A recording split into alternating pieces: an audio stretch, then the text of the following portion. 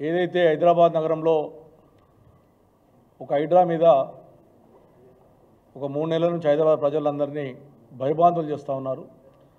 దాని మీద నేను మొట్టమొదటిసారి స్పందించింది నేనే.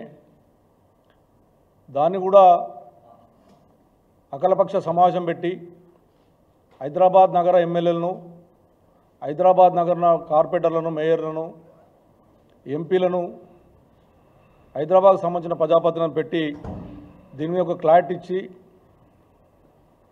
ఏం చేస్తున్నారు మీరు, గవర్నమెంటు ఏ విధంగా డెవలప్ చేస్తూ ఉన్నారు, మూసీ నదే కానివ్వండి, చెర్ల విషయంలో కానివ్వండి, నాలాల విషయంలో కానివ్వండి, మీరు ఏం చేస్తున్నటువంటిది స్పష్టంగా చెప్పమని చెప్పి డిమాండ్ చేశాం. అయితే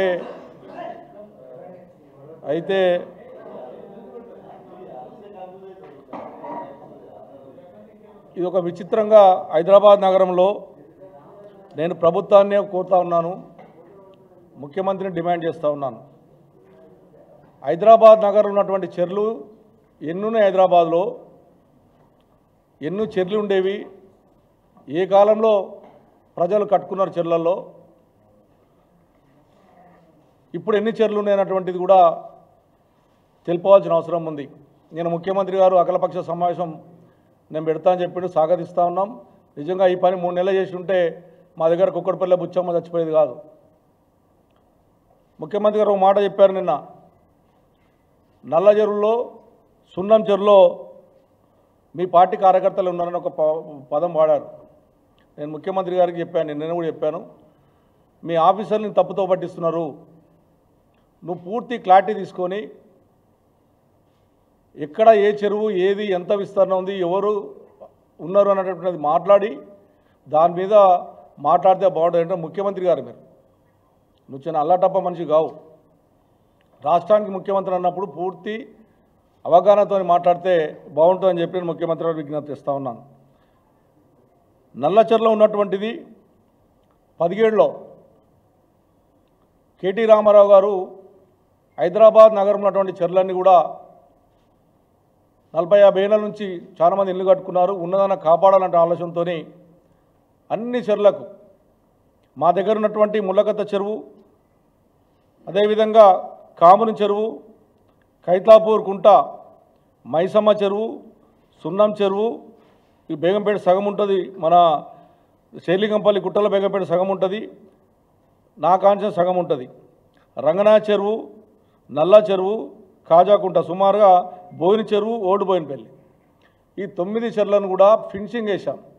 కేటీ రామారావు గారు దీని మీద ప్రత్యేక దృష్టి పెట్టి ఎస్టీపీలు పెట్టి 325 కోట్ల రూపాయలు కుక్కట్పల్లి కాన్షన్స్లో అన్ని చెర్లకు ఎస్టీపీలు పెట్టడం ఈరోజు కంప్లీట్ స్టేజ్కి వస్తున్నాయి.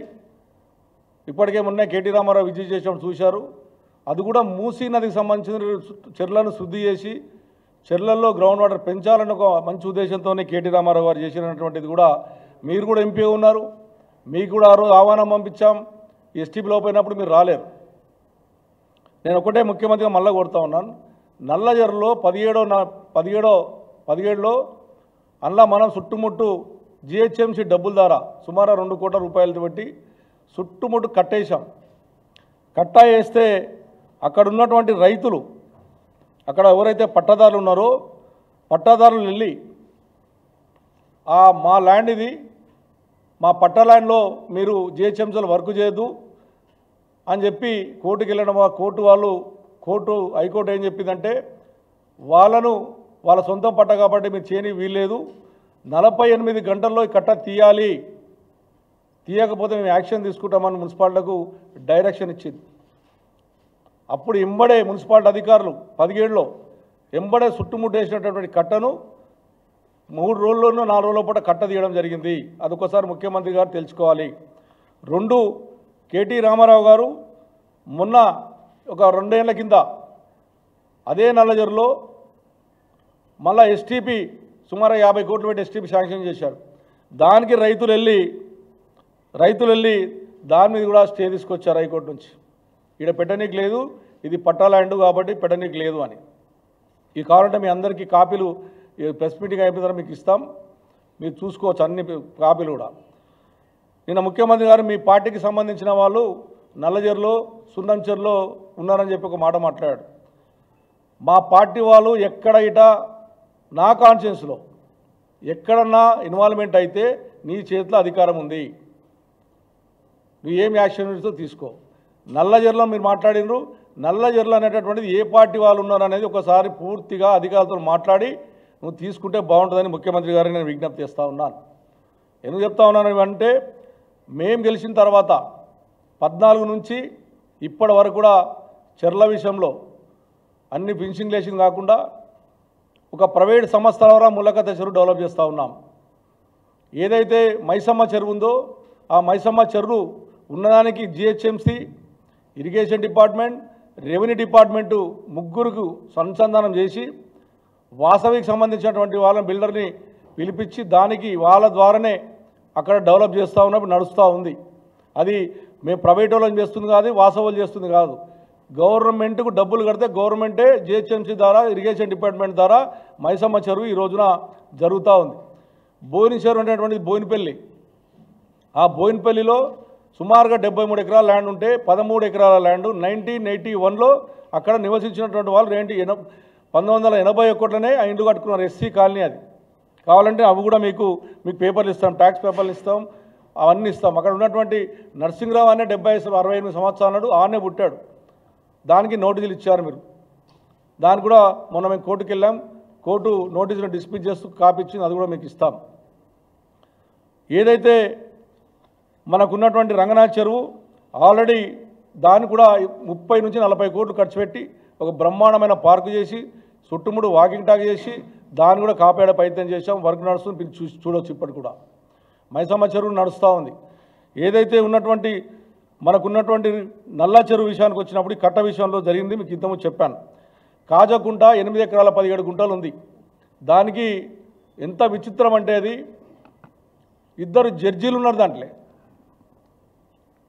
ఇది 2 జడ్జీలు ఉండి కూడా దాన్ని కొనుక్కున్నారు. పాపం అక్కడ ఏ పార్టీ వాళ్ళు ఆ జడ్జీలకు అమ్మిండో దాన్ని కూడా విచారణ జరపమని చెప్పి నేను కోరుతా ఉన్నాను. నల్లజరు విషయమే కానీ, కాజాకుంట విషయమే కానీ, ఎవరైనా ఏ చెర్లల్లా ఎవరు చేసిరు బట్టబయలు చేయాలని చెప్పి నేను ముఖ్యమంత్రి విజ్ఞప్తి చేస్తూ ఉన్నాను. మీకు ఏదో తప్పుడు ప్రచారం చెప్పాగానే ధర్మను అనేయడము ఇది మంచిది కాదని చెప్పి నేను ముఖ్యమంత్రి గారికి నేను విజ్ఞప్తి చేస్తూ ఉన్నాను. ఉన్నటువంటిది ఇప్పుడు ఏదైతే మన బోయిన చెరువు ఉందో బోయినపల్లి, దాన్ని కూడా జిహెచ్ఎంసీ ద్వారా 20 కోట్లు ఖర్చు పెట్టి చుట్టుముట్టు వాకింగ్ టాక్ వేసి కట్ట వేసి మొత్తము కోనేర్లు కట్టించి దాన్ని కాపాడాం. 60 ఎకరాల చెరువు ఉంది దాంట్లో. అది కూడా జిహెచ్ఎంసీ, ఇరిగేషన్ డిపార్ట్మెంట్ ద్వారానే చుట్టుముట్టు వేసిర్రు. కాబట్టి ఇవన్నీ కూడా పూర్తిగా నేను కలెక్టర్ గారికి మొన్ననే ప్రెస్ మీటింగ్ పెట్టి, ఫస్ట్ నాడు ప్రెస్ మీటింగ్ పెట్టి, ఎవరైతే ఈ చెర్లు నా కాన్సెన్స్ సంబంధించిన చెర్లు ఉన్నాయో ఆ చెర్లల్లో ఇన్ఫర్మేషన్ యాక్ట్ పెట్టాను. ఏ చెరువు ఎంత ఉంది, ఏ కాలంలో ఇల్లు కట్టుకున్నారు. వీళ్ళు మాట్లాడితే కబ్జాలు అంటున్నారు. కబ్జాలు కావాలి. నిరుపేదలు 50, 60, 70 సంవత్సరాలకు కట్టుకున్నటువంటి వాళ్ళు ఆ రోజు నుంచి మనం ఓట్లు వేయించుకున్నాం, మనం ట్యాక్స్ కట్టించుకున్నాం, వాటర్ బిల్లులు ట్యాక్స్ కట్టించుకున్నాం, అన్ని రకాలుగా ప్రజల దగ్గర మనం తీసుకున్నాం. ఇలా ప్రజల్ని మీరు కబ్జాదారులు అనేటటువంటి చిత్కరిస్తున్నారు అనేది అది మంచి పద్ధతి కాదు. అది మార్చుకోండి. ఎందుకంటే ప్రజలు 70, 80 సంవత్సరాలు ఉన్నటువంటి వాళ్ళు కట్టుకున్న వాళ్ళని కూడా మనం నోటీస్ ఇచ్చి భయబాధలు చేస్తూ ఉన్నాం. నేను అందుకే ముందే చెప్పాము, ఇదే పని మీరు అఖిలపక్ష సమావేశం ముందే పెట్టినుంటే ఇవాళ హైదరాబాద్ ప్రాబ్లం వచ్చేది కాదు. అందుగురించి మేము మళ్ళీ డిమాండ్ చేస్తూ ఉన్నాను. మూసినది డెవలప్ చేయమని మేము కోరుతూ ఉన్నాం. మేము కాదంటలేం. పార్టీ పరంగా 100% సపోర్ట్ చేస్తాం. కానీ ఆ మూసినది ఏదైతే ఉందో ఉన్నటువంటి ఇండ్లు ఉన్నాయో వాళ్ళని ఒప్పించి మెప్పించి వాళ్ళని తీసుకుపోయి మంచి అవకాశం ఇచ్చే ప్రయత్నం చేయండి. వాళ్ళకు కూడా జాబులు వచ్చేటట్టు ప్రయత్నం చేయండి. వాళ్ళకు కూడా అన్ని రకాల ఉపాయం కల్పించే ప్రయత్నం చేయండి. ఇలా మూసీ నది మీద ఉన్నటువంటి ఇళ్లకు 12,000 మంది డబుల్ బెడ్రూమ్ కట్టించింది టీఆర్ఎస్ పార్టీ ప్రభుత్వం. ఇలా మీరు వచ్చిన తర్వాత ఎవరు కట్టియలే. ఏది చేసినా టీఆర్ఎస్ పార్టీ ప్రభుత్వం చేసిన దాని మీదనే మీరు మాట్లాడుతూ ఉన్నారు. మీరు డెవలప్ చేస్తే సంతోషమే, అన్నిటికీ సపోర్ట్ ఇస్తాం. ఈ చెరువులు డెవలప్ చేయండి, నాలాలు డెవలప్ చేయండి. మేము కట్టేటువంటి 32 ఎస్టీపీలు ఏవైతున్నాయి హైదరాబాద్ నగరంలో దాన్ని కూడా ఇంకొక 2 నెలలు 3 నెలలు అన్నీ ఓపెన్ అవుతాయి. ఇంకా 32, 40 ఇంకా ఎస్టీపీలు ఓపెన్ చేయండి. మూసీ నదికి అనుసంధానమే ఎస్టీపీలు ఉంటేనే మూసీ నది బ్రహ్మాండంగా అవుతుంది. కాబట్టి ఇవన్నీ డెవలప్ చేయండి. మేము ఎట్టిపలకు సపోర్ట్ చేస్తాం. కానీ తప్పుడు మాటలు మాట్లాడి వీళ్ళు కబ్జాలు పెట్టిరు వాళ్ళు కబ్జాలు పెట్టిరు అనే మాట మాట్లాడకుండా మీ చేతిలో అధికారం ఉంది. నేను అవసరమైతే మీకు డిమాండ్ చేస్తూ ఉన్నాం, సిట్టింగ్ జడ్జితోని విచారణ జరిపించండి. ఏవైతే ఏ చెర్ల ఎవరు ఆక్రమించి కట్టుకున్నారన్నటువంటి మాట మీరు మారుతారో మీరు సిట్టింగ్ జడ్జితో విచారణ జరిపించండి. ఎవరైనా నిజంగా తప్పులు చేస్తే వాళ్ళ శిక్ష విధించండి. కానీ నిరుపేదల తెరువు రావద్దని చెప్తా ఉన్నాను. 50-60 సంవత్సరాలు ఉన్నటువంటి వాళ్ళ తెరువు వస్తే వదిలిపెట్టే ప్రసక్తి ఉన్నాడు మాధవరం కృష్ణారావు కుక్కడపల్లి కాన్స్టిట్యూన్సీలో. హైదరాబాద్ నగరంలో ఉన్నటువంటి చెర్లన్నీ ఎన్నున్నాయి, 600 చెర్లు ఉన్నట్టుగా నాకు ఉన్నటువంటి సమాచారం. ఇప్పుడు ఉన్నాయి మీరు చెప్పేది 170 మాట్లాడుతున్నాం. 400 చెర్లు ఎవరు కబ్జాలు పెట్టారు, ఎక్కడ పోయినా చెర్లు, ఇవన్నీ కూడా విస్తరణ చేయండి, బట్టబయలు చేయండి, ప్రజలకు చెప్పండి. మేము వచ్చిన తర్వాత డెవలప్ అయిందన్నట్టు మాట మాట్లాడుతున్నది ఏదైతే మాట్లాడుతున్నారో అది తప్పది. హైదరాబాద్ నగరాన్ని బ్రహ్మాండమైనటువంటి డెవలప్మెంటు గతంలో టీఆర్ఎస్ పార్టీ హయాంలో చేశాం కాబట్టే మేము ఉన్నటువంటి 17 మంది హైదరాబాద్లో ప్రజలకు బొమ్మరతం పెట్టారు. హైదరాబాద్ ప్రజలను కన్నీరు పెట్టినొద్దు. ఇలా తెలంగాణ రాష్ట్రానికి గుండెకాయ హైదరాబాద్ ప్రజలను వేధించొద్దు. హైదరాబాద్ ప్రజల దగ్గరికి వస్తే మంచిగా ఉండదు. మీరు మంచి పని చేస్తే స్వాగతిస్తాం, ప్రజలను ఇబ్బంది పెడతాం మాత్రం ఖచ్చితంగా టీఆర్ఎస్ పార్టీ తరఫున మీ ఎంబడి పడతాం, ప్రజల సేవ చేస్తాం. ఏమైనా చిన్న తప్పులు ఏమైనా ఉంటే సకలపై చెప్పండి. ప్రజలకు ఉన్నటువంటి సమస్యలు ఉంటే ప్రజలను మేము కూడా ఒప్పిస్తాం. కావాలంటే కన్నా నిజంగా ఇంపార్టెంట్ ఉంటే మీరు మేము అందరం కలిసి చెప్పిద్దాం. ఇంకొకటి ఆలోచన ఏంది, ఈడ బీజేపీ కాంగ్రెస్ పార్టీ ఒకటి దాని గురించి మాట్లాడితే ఒకరేమో గులగొట్టమంటారు, ఒకరు వద్దని చెప్తారు. బీజేపీకి క్లారిటీ లేదు. మాట్లాడితే బీజేపీ మాట్లాడితే ఇది ఆలాలే మాట్లాడుకుంటా ఉన్నారు. బీజేపీ మీద కాంగ్రెస్ గొప్పలు చెప్తున్నారు, కాంగ్రెస్ మీద బీజేపీ వాళ్ళు గొప్పలు చెప్తున్నారు. మీ కేంద్ర ప్రభుత్వం నుంచి ఏనాడు కూడా హైదరాబాద్ నగరం మునిగినప్పుడు ₹1 తెచ్చినటువంటి బీజేపీ వాళ్ళు ఆ రోజున ఒక పాపం ఒక ఈటల రాజేంద్ర కూడా తిరుగుతున్నాడు తప్ప వేరేళ్ళు ఏ రకంగా కూడా అభివృద్ధికి తిరగట్లేనటువంటిది కూడా మీకు తెలియజేస్తూ ఉన్నాం. ముఖ్యమంత్రి గారు నిన్న మాట్లాడిన దానికి నేను ఈరోజు ప్రెస్ మీటింగ్ పెడతా ఉన్నాను. నీ దగ్గర హక్కు ఉంది, నువ్వు ఎంపీగా పనిచేశావు, మా మల్కాజ్గిరి ఎంపీగా పనిచేశావు, నీకు పూర్తి అవగాహన తెచ్చుకొని నువ్వు నేను కలెక్టర్ గారు మా కార్పొరేటర్లతోనే నువ్వు గెలిచిన కొత్తలా ఈ చెర్ల మీద కూడా మీటింగ్ పెట్టాం కలెక్టర్ సమక్షంలో. మీరు కూడా వచ్చారు, ముఖ్యమంత్రి గారు ఆ రోజున కుక్కడపల్లి ఏదైతే మున్సిపాలిటీకి వచ్చి దీని మీద నీ కూడా నేను ఇచ్చాను, ఇవన్నీ కాపాడుదాం, దీన్ని డెవలప్ చేద్దామని వచ్చాను. నువ్వు కూడా వచ్చావు ఆ రోజు, నువ్వు నేను అదేవిధంగా కలెక్టర్ గారు ఇప్పుడున్నటువంటి ముఖ్యమంత్రి అందరూ కూర్చొని ఆ రోజు డెవలప్ చేయాలని ఆలోచన చేశాం. ఆ రోజు కూడా నువ్వు స్వాగతం పలికిచ్చావు. ఇప్పటికైనా నిదానమైనటువంటి నేను ప్రెస్లో కూడా చెప్తా ఉన్నాను, హెచ్ఎండి దగ్గర ఒక ప్లాన్ ఉంది చెర్ల మీద, జిహెచ్ఎంసీ దగ్గర ఒక ప్లాన్ ఉంది, ఇరిగేషన్ డిపార్ట్మెంట్ దగ్గర ఒక ప్లాన్ ఉంది, మండల ఆఫీస్ దగ్గర ఒక ప్లాన్ ఉంది. మరి ఏది ఫైనల్ ఇలా చెర్ల మీద? ఇరిగేషన్ కరెక్టా, హెచ్ఎండిఏ కరెక్టా, లేకపోతే నీ హైడ్రా దగ్గర ఉన్నది కరెక్టా, లేకపోతే ఆ మండల ఆఫీస్ కరెక్టా? ఒక్కొక్కరు ఒక్కొక్క తీరుస్తున్నారు. ఇది ఫస్ట్ దీన్ని ఆలోచన చేయండి. మీ నలుగురు ఉన్నటువంటి డిపార్ట్మెంట్ల దగ్గరనే చక్కలేదు. మీరు ఇచ్చినటువంటి పర్మిషన్ కొంతమందికి ఇచ్చారు హైదరాబాద్ నగరంలో, చాలా బీదవాళ్ళు కొనుక్కున్నారు, వాళ్ళకి అన్యాయం జరుగుతూ ఉంది. అది జరగకుండా చూసే బాధ్యత చూసుకోండి.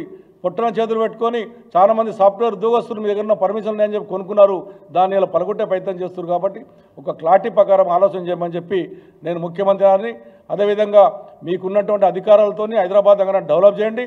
పూర్తిగా టీఆర్ఎస్ పార్టీ తరఫున స్వాగతం ఇస్తాం తప్ప ప్రజల దగ్గర వచ్చి నిరుపేదలు 40 ఏళ్ళు 50 ఏళ్ళు కట్టుకున్న వాళ్ళ దగ్గరకు వస్తే మాత్రం ఖచ్చితంగా వదిలిపెట్టే ప్రసక్తి ఉందని చెప్పి తెలియజేస్తా ఉన్నాను.